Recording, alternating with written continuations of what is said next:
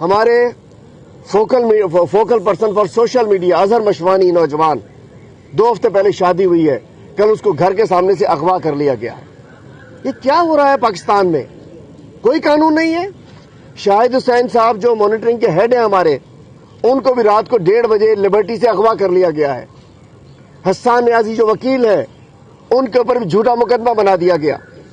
صدیق جان آپ صحافیوں میں سے ہیں، ان کے اوپر بھی مقدمہ بنا دیا گیا کہ جی وہ شیل مار رہا تھا، اس نے تو بیچارے نے رپورٹنگ کر رہا تھا۔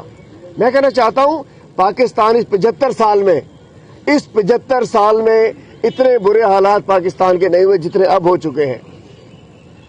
اتنے برے حالات پاکستان کے نہیں ہوئے، تو ہم سمجھتے ہیں کہ عدلیہ کے وقار کو بچانا ہے، آئین کو بچانا ہے، وکلا نے آگے آنا ہے، تحریک انصاف آپ کے پیچھے ہے، چونکہ پاکستان بنانا ریپبلک بن چکا، پاکستان میں آئین ٹوٹ چکا، پاکستان میں سپریم کورٹ پہ حملہ ہو چکا۔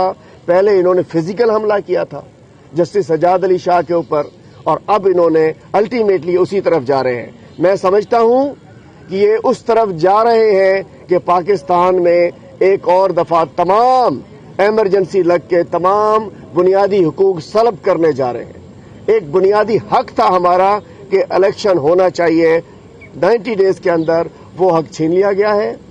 ہم آخری حد تک جائیں گے، ہم آخری حد تک جائیں گے، چونکہ ہم نے آئین کو بھی بچانا ہے، ہم نے قانون کو بھی بچانا ہے، ہم نے عدلیہ کو بھی بچانا ہے، ہم نے اپنے کپتان کو بھی بچانا ہے۔